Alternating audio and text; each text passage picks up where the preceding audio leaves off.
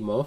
Aujourd'hui, nous allons donc continuer dans cette vidéo sur notre série Quelle version de la Bible à utiliser. Aujourd'hui, nous allons prendre un exemple dont beaucoup d'entre vous sont familiers, l'exemple de la bataille qu'il y a eu entre David et Goliath. Lorsque vous lisez le deuxième livre de Samuel au chapitre 21, verset 19, dans toutes les versions françaises que nous avons sur notre site espritdediscernement.com, vous vous rendrez compte en comparant ce verset avec la version King James en français, vous vous rendrez compte qu'il y a une différence significative entre les deux. Laissez-moi vous dire rapidement c'est quoi la différence et nous allons regarder de près le texte. La différence donc entre l'ensemble des 7 versions françaises qui existent sur notre site et la version de la King James en français est la suivante. Dans ces versions françaises, on nous dit que Elanam ou Elkana dans certaines versions tua Goliath de Gad. Alors que dans la version King James en français, on voit que Elanam tua le frère de Goliath. Et vous vous souvenez que le frère de quand David a confronté Goliath, justement, il avait 5 pierres. Donc la première pierre pour Goliath et les 4 autres pierres étaient destinées à ses frères. Parce qu'il avait 4 autres frères. Donc dans le premier livre de Samuel au chapitre 17, verset 40, fait allusion à cela. Mais regardons de près ce que le deuxième livre de Samuel au chapitre 21, verset 19, nous dit précisément dans la version King James en français. Il y eut encore une bataille à Gob avec les Philistins. Et Elanam, le fils de Jaréogim, un Bethléemite, frappa, ou tua si vous voulez ici, le frère de Goliath, le Gittite ou le Gittite. Le bois de sa lance était comme l'ensouple d'un tisserand. Donc, dans la version King James, on nous précise qu'il tua le frère de Goliath. Alors que dans les autres versions, on nous dit que Elanam tua Goliath. Mais vous connaissez l'histoire qui s'est passée. Même les non-chrétiens se souviennent de l'histoire de Goliath et David, que David a terrassé, a tué et a coupé la tête. D'accord? Donc, on est clair que c'est David qui a tué Goliath. Donc, et si nous comparons donc le deuxième livre de Samuel, chapitre 21, verset 19, avec le livre de le premier livre des Chroniques au chapitre 20, verset 5, on se rendra compte de la contradiction qui existe dans les versions françaises actuelles, dans la plupart des versions que nous avons.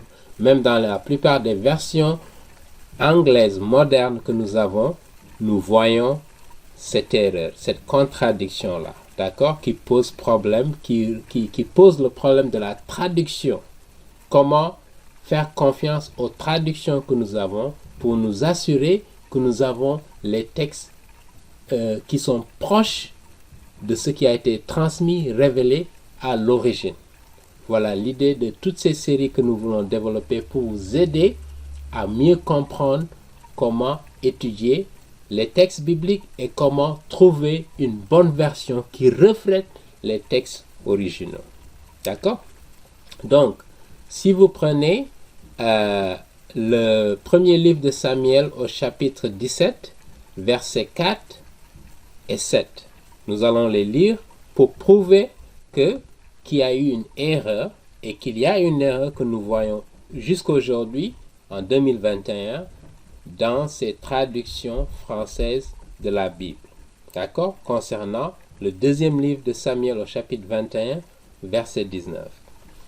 Donc, ici, si nous lisons dans la nouvelle Bible de Second, d'accord? Nous allons lire le premier livre de Samuel au chapitre 17, verset 4 et verset 7. Le verset 4 nous dit « Un champion sortit alors du camp des Philistins et s'avança. Il se nommait Goliath. Il était de Gad et avait une taille de 6 coudées et un empan. » Verset 7. Le bois de sa lance était comme l'ensouple des tisserands et la pointe de sa lance en fer pesait 600 sickles, c'est-à-dire plus de 7 kilos. Le porteur du grand bouclier marchait devant lui. D'accord? Donc, pourquoi j'ai lu ces deux versets-là? C'est pour donner le contexte et expliquer pourquoi il y a une erreur. Le verset 4 nous confirme donc que c'est bien Goliath ici. D'accord? Le géant de Gad, le même que David a tué. Ensuite, le verset 7 nous décrit de façon spécifique sa lance que quelqu'un portait et qui avait plus de 7 kilos, qui était extrêmement lourd pour montrer que Goliath, justement, était un géant, d'accord, qui sort de l'ordinaire. Et c'est la même description que nous retrouvons au deuxième livre de Samuel, chapitre 21, verset 19. Voilà. Donc, pour vous donner un peu le contexte. Maintenant, quand vous confrontez ce deuxième livre de Samuel, chapitre 21, verset 19, au premier livre des Chroniques, chapitre 20, verset 5, voici ce qui est dit. Donc, le verset 5 nous dit, dans la version King James, et c'est exactement la même chose dans les autres versions françaises que vous retrouvez sur notre site, pour vous dire que eux-mêmes, ils ne se sont pas rendus compte de cette contradiction dans les versions de la Bible. Donc, verset 5, le combat reprit avec les Philistins. Elanam, fils de Yaïr, tua le frère de Goliath. L'ami, là on nous donne même le nom du frère de Goliath, de Gad, qui avait une lance dont le bois était comme l'ensouple des tisserands. Donc pour rappeler que ça c'était le frère de Goliath. Donc rappelez-vous que David, lorsqu'il s'apprêtait à se battre contre Goliath, il avait 5 pierres. Donc une première pierre contre Goliath et les 4 autres pour ses autres frères. Mais finalement c'est les autres, durant la bataille, qui ont pu tuer les autres frères. Donc ici on nous dit précisément l'un de ses frères qui s'appelait l'ami a été tué. Donc les versions françaises ont exactement la même chose. D'accord?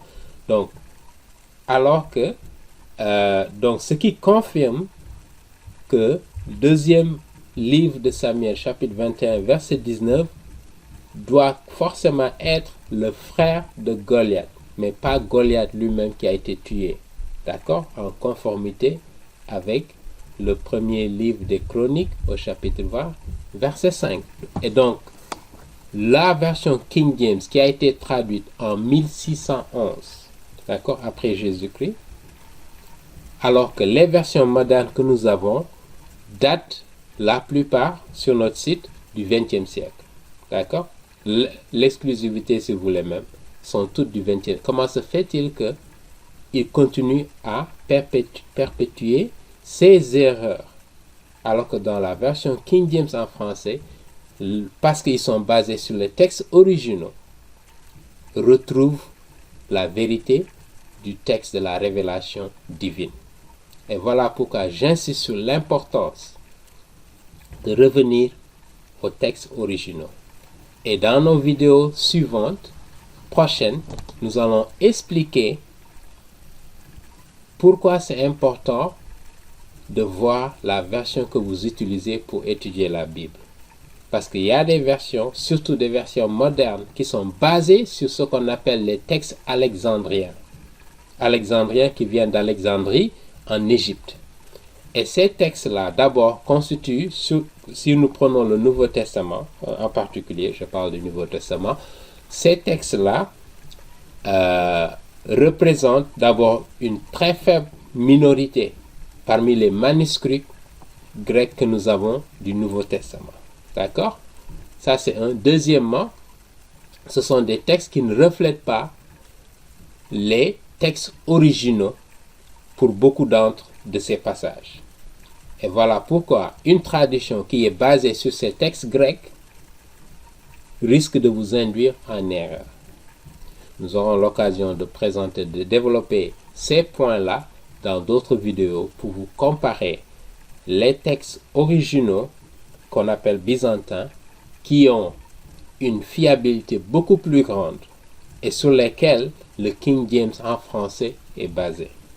Et voilà pourquoi nous avons une préférence pour le King James. Non pas que le King James constitue une traduction parfaite, mais que sur l'ensemble des versions bibliques que nous avons aujourd'hui, le King James constitue la meilleure version.